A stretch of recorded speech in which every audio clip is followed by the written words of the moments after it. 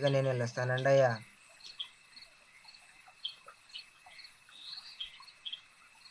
సాంబయ్య ఆగు. అమ్మా పిలిచారా? సాంబయ్య, దాని గురించి ఏమైనా తెలిసిందా? అంటే అది చెప్పు సాంబయ్య. ఇంకా తెలియలేదమ్మా. సరే, ఇక నువ్వు.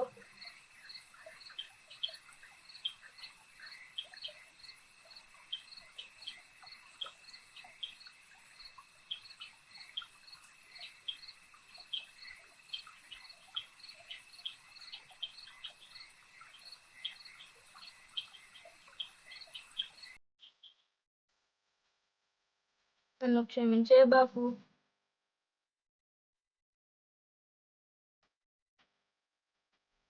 దినము నువ్వు చెప్పినట్టు తినాల్సి ఉంటుంది.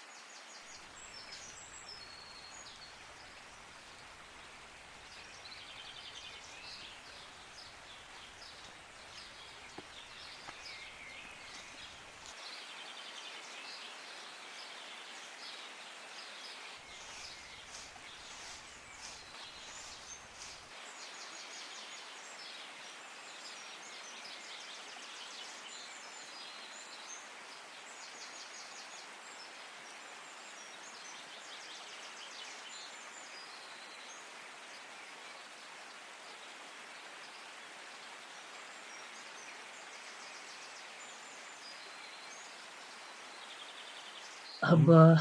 ఇప్పటికే చాలా దూరం ప్రయాణం చేశాను. ఇక ముందుకు నడవటం నా వల్ల కాదు. కొంచెం ఏమైనా తింటే గాని నా శరీరంలో ఓపిక రాదు. చూస్తుంటే ఇక్కడ తినడానికి కూడా ఏం దొరికేటట్లేదు. ఏం చేయాలిరా భగవంతుడు? ఇంకా ఒక్క అడుగు కూడా ముందుకు వేయలేను. ఇక్కడే ఎక్కడైనా కొంచెం విశ్రాంతి తీసుకొని బడిలికి తగ్గిన తర్వాత వెళ్ళిపోతాను. అయ్యా, ఇక్కడ పూట కూడా ఏమైనా ఉన్నాయా? ఆకలిగా ఉంది బాగా. ఇక్కడ దగ్గరలో పూటపొడులు ఏం లేదండి. ఇది దట్టమైన అడవి. ఇంకా మీరు 5 మైళ్ళు వెళ్తే గానీ తినడానికి ఏమైనా దొరుకుతుంది. అమ్మో! ఇంకా 5 మైళ్ళు ఉందే. ఇప్పటికే చాలా దూరం ప్రయాణం చేశాను. ఇక నా వల్ల కాదు. ఇక్కడే విశ్రాంతి తీసుకొని తర్వాత వెళ్ళిపోతా. అయ్యా, మీరు చూస్తుంటే చాలా ఆకలి మీద ఉంటున్నారు. మీరు ఏమనుకోనంటే నేను తెచ్చుకున్న భోజనం ఉంది, అదే మీరు కొద్దిగా తీసుకోవచ్చు. నా బాధ్యం లేక ఆ భగవంతుడే నిన్ను తారసపడేలా చేసుంటాడు. మీరు పెట్టాలే కానీ నాకు తినడానికి ఎటువంటి అభ్యంతరమూ లేదు. పైగా అదే నా అదృష్టంగా భావిస్తాను. ఇట్లా వచ్చి కూర్చుండయ్యా.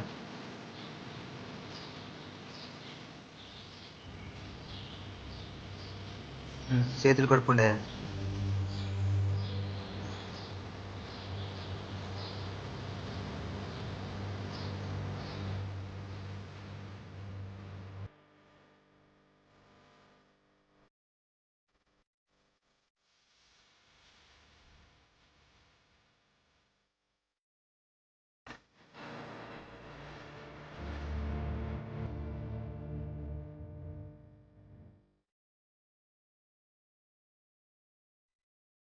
అయ్యా, మీకు ఏ విధంగా కృతజ్ఞతలు చెప్పాలో నాకు అర్థం కావట్లేదు. ఇలాంటి మంచి మనిషికి ఇచ్చిన తక్కువ అవుతుంది. ఏదో నా తృప్తి కోసం ఇందులో 50 నాణేలు ఉండి తీసుకోండి. అయ్యో, మీరు అలా చేయకండి. నేను మీ నుంచి ఏం ఆశించి సహాయం చేయలేదు. ఇందులో నేను చేసింది ఏముంది? మీరు ఆకలి మీద ఉన్నారు. నేను తెచ్చుకున్న దాంట్లో సగం పెట్టాను, అంతే కదా. అవి మీ దగ్గరే ఉంచండి. ప్రయాణంలో మీకు దేనికైనా ఉపయోగపడవచ్చు. మీరు ఎంత మంచివారండి చూసారా? నా దగ్గర ఇంత డబ్బున్నా కానీ సమయానికి ఆహారం తీసుకోవడానికి ఈ డబ్బు ఏమాత్రం ఉపయోగపడలేదు. ఇక్కడ కనుక మీరు కనపడకపోయి ఉంటే నా పరిస్థితి ఊహించుకోవటమే చాలా కష్టంగా ఉంది. ఇంతకీ మీ పేరేంటి? ఏం చేస్తుంటారు మీరు? ఆ పేరు రంగయ్య అండి. గట్ల కొట్టుకుంటూ జీవనం సాగిస్తుంటాను. ఈ అడవికి దగ్గరలోనే మా ఇల్లు అండి. నేను ప్రభుత్వ తెలుగులో గ్రామాధికారిగా కొలువు చేస్తున్నాను. ఒక కార్యం మీద ఇటుగా వెళ్తున్నాను. మీకు ఏ సహాయం కావాలన్నా నా దగ్గరికి రావచ్చు. ఇప్పటికి చాలా ఆలస్యమైంది. నేను వెళ్ళొస్తారంగా. మంచిదయ్యా.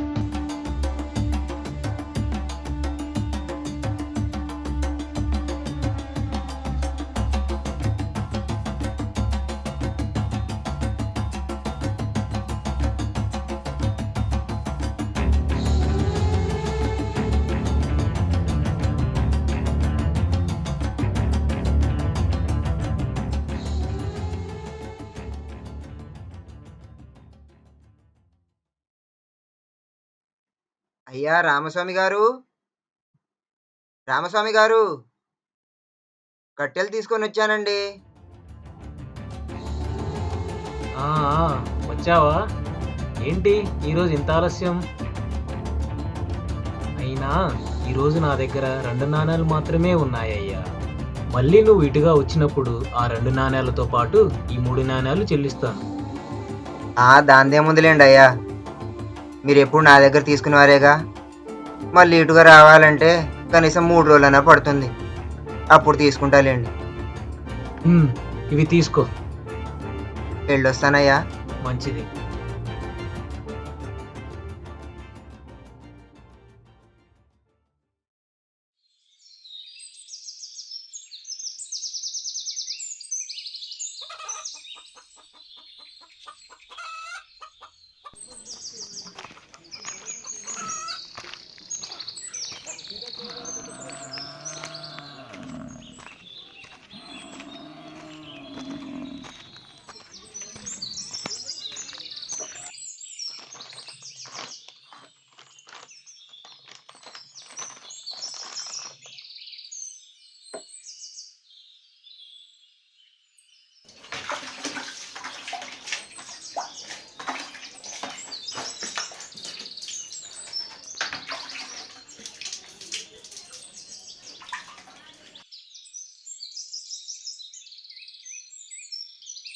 నాగమ్మా, నాగమ్మా,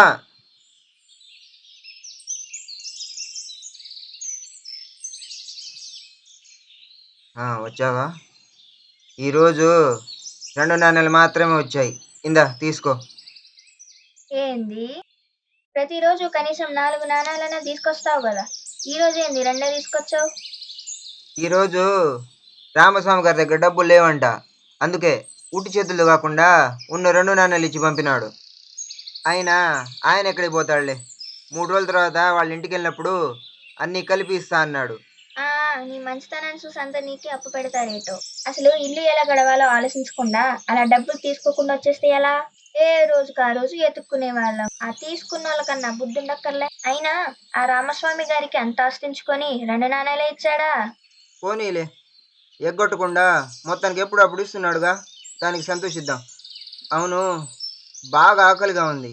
అన్నం పెట్టు. ఇది మరీ బాగుంది. ఎప్పుడూ లేనిది ఈ సమయంలో అన్నం పెట్టమంటున్నావు. మధ్యాహ్నం పెట్టింది సరిపోలేదా ఏంది? నీకోటి చెప్పడం మర్చిపోయాను. ఈరోజు ప్రభుత్వ కొలువులో పనిచేసే వ్యక్తి సరిగ్గా నేను అన్నం తినే సమయానికి నా దగ్గరికి వచ్చాడు. పాపం బాగా ఆకలి మీద ఉన్నట్టున్నాడు. జాలి వేసి నేను తీసుకెళ్ళిన దాంట్లో సగం అతనికి పెట్టాను. అని కృతజ్ఞతగా నాకు 50 నాణాలు ఇవ్వ చూపాడు. కానీ ఆకలితో ఉన్నోడికి అన్నం పెట్టి డబ్బులు తీసుకోవడం సరికాదని తీసుకోలేదు. ఏంటి 50 50 నాణేల అంటే మనకి 10 రోజుల ఆదాయం. తీసుకొని ఉంటే బాగుండేది కదా. అయినా ఆయన తక్కువ వాడేవి కాదు కదా. ప్రభుత్వ కొలువులో ఉద్యోగం, నువ్వు చేసేవన్నీ ఇట్టానే ఉంటాయి. ఏమైనా అంటే రోసం పొడుచుకొస్తుంది. ఉన్నవారి దగ్గర తీసుకోవడంలో తప్పేటి లేదు. ఇక డబ్బు తీసుకుంటే పెట్టిన దానికి అర్థం ఉండదు. అది నీ చెప్పిన అర్థం కదలేని. నాకు బాగా ఆకలిగా ఉంది, అన్నం పెట్టు. అయినా నీకు లేని బాధ నాకెందుకు? దా కూడు పెడతదా.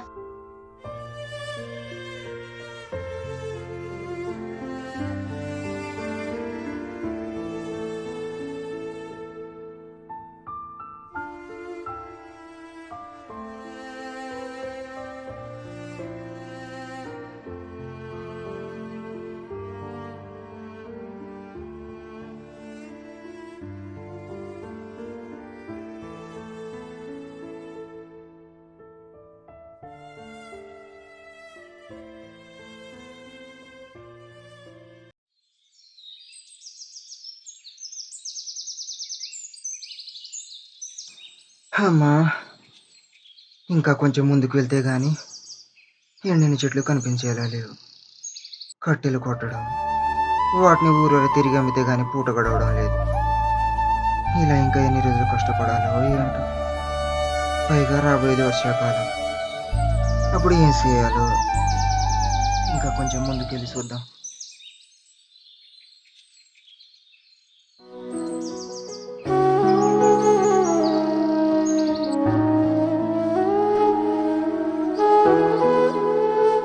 ఇక్కడేదో మెరుస్తున్నట్టుంది.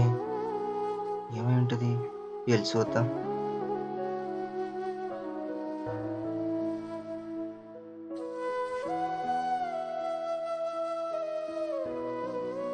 అరే, ఇది చూస్తుంటే బంగారు గాజులా ఉంది. ఇది చాలా విలువైన దానిలా అనిపిస్తుంది. ఇక్కడ ఎవరు ధనికులు పడేసుకున్నట్టున్నారు. దీన్ని నా భగవంతుడు నా కష్టాలు చూడలేక ఇది నాకు కనిపించేలా చేసి ఉంటాడు. దీన్ని వెంటనే రామస్వామి గారి దగ్గర తీసుకెళ్లి సొమ్ము చేసుకుంటాను. ఈ విషయం తెలిస్తే నాగమ్మ కూడా సంతోషిస్తుంది.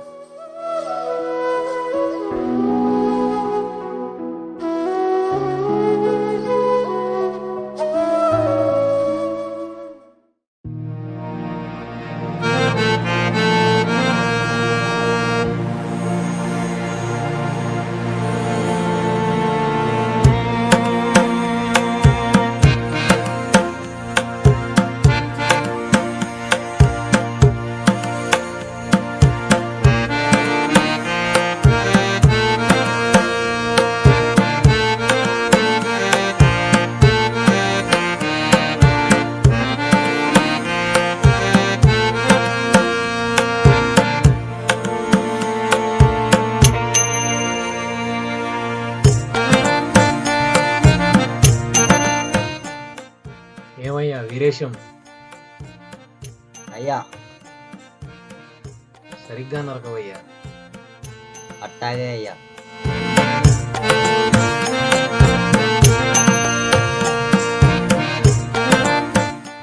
అయ్యా రామస్వామి గారు,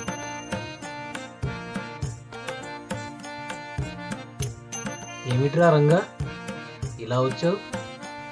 ఇంకా 2 రోజులకు కానీ కనపడవనుకున్నాను. అప్పుడే వచ్చావేంటి? పైగా కట్టెలు కూడా లేవు. కొంపదీసి నీకు ఇవ్వవలసిన 5 నాణేల గురించి వచ్చావా ఏంటి? అయ్యో, నేను మీ బాకీ కోసం రాలేదయ్యా. నాకు బంగారు ఆభరణం దొరికిందయ్యా. అది మీకు చూపిద్దాం తీసుకొచ్చాను.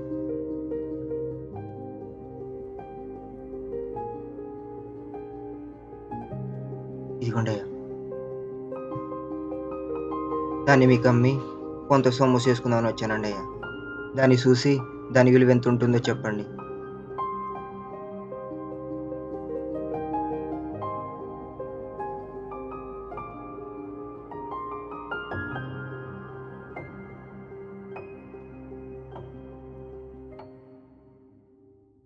దీన్ని చూస్తుంటే మేలిమి బంగారంతో చేసినట్టుందిరా. కొంపదీసి ఇది ఎవరి దగ్గరైనా దొంగతనం చేయలేదు కదా? అయ్యా, మీరు నన్ను ఇన్ని రోజుల నుంచి చూస్తున్నారు. నేను ఎటువంటి వాడిని తెలిసి కూడా మీరు నన్ను అనుమానించడం ఏంటయ్యా? ఇది నాకు నిజంగానే అడవిలో దొరికింది. అలా అని కాదురా, నువ్వు ఎలాంటి వాడివో నాకు తెలుసు. కానీ ఎందుకన్నా మంచిదని అడుగుతున్నాను అంతే. పొరపాటున నువ్వెవరి దగ్గరైనా దొంగలించావు, వాళ్ళు వచ్చి నన్ను పట్టుకెళ్తారు. అందుకే అలా అడిగాను, ఏమనుకోకు. అయ్యా, తినడానికి లేకపోతే పస్తులేని ఉంటా కానీ దొంగతనం మాత్రం చేయనయ్యా. దీన్ని మీరే తీసుకొని ఎంతో కొంత ఇవ్వండి అయ్యా. సరే, దీన్ని నేనే తీసుకుంటా గాని ఇది చాలా విలువైనదిరా. దీనికి దగ్గ డబ్బు నా దగ్గర లేదు. లేకపోతే ఒక పని చెయ్యి, రేపు ఉదయాన్నే దీన్ని తీసుకొని నా దగ్గరికి రా. కొంత డబ్బు సమకూర్చి నీకు అందజేస్తాను. అప్పటిదాకా ఇది నీ దగ్గరే ఉండనివ్వు.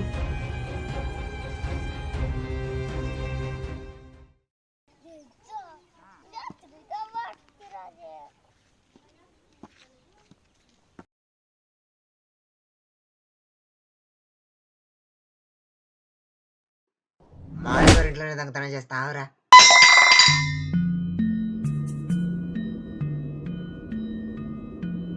ఇవాళ నీ సంగతి ఏంటో తెలుస్తాం. నడురా, మంచిది నడు.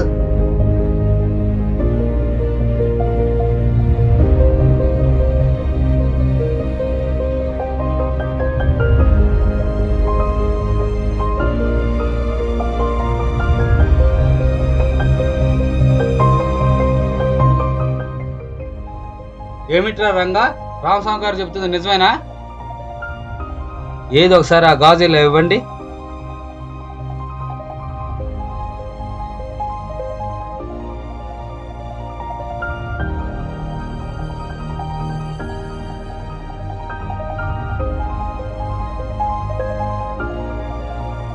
ఈ గాజు చూస్తుంటే చాలా విలువైన దానిలా ఉంది. ఈ చుట్టుపక్కల కూడా రామస్వామి గారు అంత ధనవంతుడు ఎవరు లేరు. పైగా రామస్వామి గారు చెప్పినట్టు అడ్డు నిలువు గీతలు ఈ గాజు మీద ఉన్నాయి. కాబట్టి ఈ గాజు రామస్వామి గారికి చెందిందని నేను భావిస్తున్నాను. అయ్యా, నేను ఎప్పుడు వెళ్ళినా కట్టెలు అమ్ముకొని డబ్బులు తీసుకొని వచ్చేస్తా అంతే. కానీ ఎప్పుడు రామస్వామి గారి ఇంటి లోపలికి కూడా వెళ్ళలేదయ్యా. నేను పేదవాడినని ఈ నింద నాపై మోపుతున్నారు. ఆపు నీ మాటలు. కట్టెలు అమ్మటానికని వెళ్ళినప్పుడు చుట్టుపక్కల అన్ని గమనించి నువ్వే ఈ దొంగతనం చేసి ఉంటావు. మర్యాదగా నిజం ఒప్పుకోరంగా, తక్కువ శిక్షతో సరిపెడతా. లేదంటే 10 సంవత్సరాల కఠిన కారాగార శిక్ష విధించబడుతుంది. రంగా, నువ్వేంటి ఇక్కడున్నావు? గ్రామాధికారి గారు, ఏమైనా సమస్య ఏమీ లేదండి. ఈ రంగా విలువైన గాజును ఒకటి దొంగిలించి పైగా అది అడవిలో దొరికిందని అబద్ధం ఆడుతున్నాడు. నిజం ఒప్పుకుంటే సరే, లేకపోతే కఠిన కారాగార శిక్ష విధించాలనుకుంటున్నాము. అయినా మీరేంటి గంగయ్య గారు ఎలా వచ్చారు? నేను ఒక కారీ మీద పక్కూరిల్లు వస్తున్నాను. ఈ రంగా నాకు ముందుగానే తెలుసు. ఇతను చాలా మంచి వ్యక్తి. నాకెందుకో ఇందులో ఏదో తిరకాసు ఉందనిపిస్తుంది. దీన్ని ఇక్కడ పరిష్కరించడం కంటే సర్పంచ్ గారి సమక్షంలో పరిష్కరించడమే సబబుగా అనిపిస్తుంది. మీరు ఎంతగా చెప్పిన తర్వాత నేను మాట్లాడేది ఏముంది? మీ ఇష్ట ప్రకారమే కానివ్వండి. ఏమిటి సమస్య? దండాలయ్యా. అదిగో ప్రెసిడెంట్ గారు కూడా వచ్చారు. నమస్కారం ప్రెసిడెంట్ గారు. ప్రెసిడెంట్ గారు, మేము మీ దగ్గర రావాలనుకున్నాం. మీరే ఎక్కడికి వచ్చారు? ఇక ఈ పంచాయతీ ఏదో మీరే పరిష్కరించండి అయ్యా. ముందత్త నీడ్స్ పెట్టుర్రి.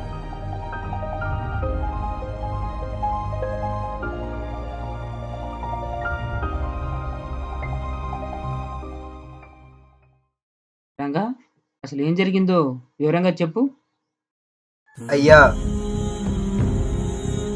నేను నిజమే చెప్తున్నానయ్యా. అది నాకు నిజంగానే అడవిలో దొరికిందయ్యా. దాన్ని తీసుకెళ్ళి రామస్వామి గారికి విక్రయించాలనుకున్నాను.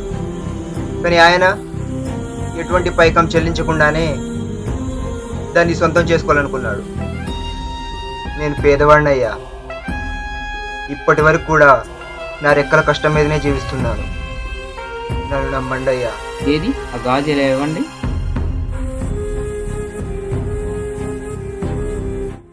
అయ్యా, ఆ గాజు మన అమ్మాయి గారి దానిలో ఉందయ్యా. ముచ్చట గంగయ్య గారి చెప్పు.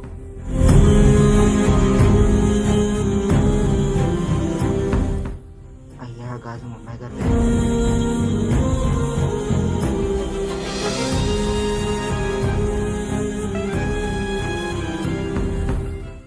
చూడండి రామస్వామి గారు, ఈ గాజు చాలా విలువైనది. కానీ దీనికి జోడీగా చేయించిన ఆ రెండో గాజు మీ దగ్గర ఉందా? అంటే అది అయ్యా, ఆ రెండో గాజు కూడా ఈ రంగానే దొంగతనం చేసి ఉంటాడయ్యా. అదేంటి రామస్వామి గారు, ముందు మీరు ఒక్క గాజు పోయిందనే కదా ఫిర్యాదు చేసింది. గంగయ్య గారు అడిగే వరకు ఆ రెండో గాజు విషయమే మాట్లాడలేదు మీరు. అయ్యా దాని గురించే మర్చిపోయానయ్యా. ఈ రంగా ఉట్టి అబద్ధాల కూరు. ఇతనే ఆ రెండో గాజును కూడా దొంగతనం చేసుంటాడు. నాకు ఒకటి మాత్రమే చూపించాడు, అందుకే నేను అలా చెప్పాల్సి వచ్చింది. అయ్యా మీరే ఎలాగైనా నా గాజు నాకు దక్కేలా చెయ్యండి అయ్యా. నా భార్య ఎంతో ఇష్టంగా కొనుక్కున్న గాజయ్యా అది. ఆ రెండో గాజు గిదేనేమో జర చూసి చెప్పండి.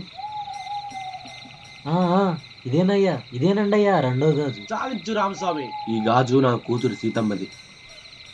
ఎంత చెప్పినా వినకుండా తన స్నేహితులతో కలిసి అడవికి వెళ్ళి ఈ గాజు పోగొట్టుకుంది. అప్పటి నుండి ఈ రెండో గాజు నాతానే ఉంది. అయ్యా గంగయ్య గారు, ఆ గాజు నిజంగానే ఆ రంగకు అడవిలో దొరికిందని నేను నమ్ముతున్నాను. ఆ రంగా పేదరికాన్ని అడ్డు పెట్టుకొని నువ్వే ఈ నాటకం ఆడుతున్నావు నాకు అర్థమైంది. రామస్వామి, ఇక ఈ నాటకం ఇక్కడ తాపి తప్పు చేశాను ఒప్పుకుంటావా, లేదా కఠినగార శిక్ష అనుభవించడానికి సిద్ధంగా ఉన్నావా? అయ్యా అయ్యా బుద్ధి గడ్డి తిని ఈ పని చేశాను, నన్ను క్షమించండి అయ్యా. ఆ రంగ చెప్పిందే నిజమయ్యా. అతను దొంగ కాదు, అది అతనికి అడవిలో దొరికిందనే చెప్పాడు. దాన్ని సొమ్ము చేసుకుని పేదరికం నుంచి బయటపడాలనుకున్నది నిజం. కానీ అత్యాశతో నేనే ఆ గాజు వాడికి దక్కకుండా చేయాలనుకున్నాను. నన్ను క్షమించండి అయ్యా. అయితే విను, ఈ 2 గాజుల విలువ 900 నాణేలు చేస్తుంది. చెయ్యని తప్పుకి ఆ రంగను దోషగా నిలబెట్టావు. నువ్వు చేసిన పనికి ఈ 2 గాజుల విలువను ఆ రంగకు చెల్లించాల్సి ఉంటుంది. అలా చేయని పక్షంలో 10 సంవత్సరాల కఠిన కారాగార శిక్ష విధించబడుతుంది. అయ్యా అయ్యా ఆ పరిహారం నేను చెల్లించుకుంటానయ్యా, దయచేసి నన్ను విడిచిపెట్టండి.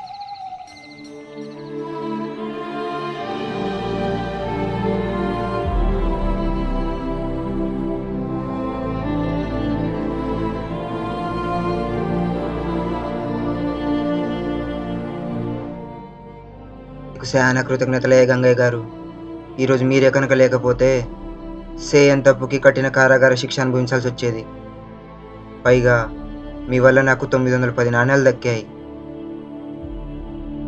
ఇక నేను కట్టెలు కొట్టడం మానేసి దీంతోనే ఏదైనా వ్యాపారం పెట్టుకుంటానండి అయ్యా. మీకు మరోసారి కృతజ్ఞతలయ్యా. నిన్ను మొదటిసారి చూసినప్పుడే నీ దయాగుణం తెలిసింది.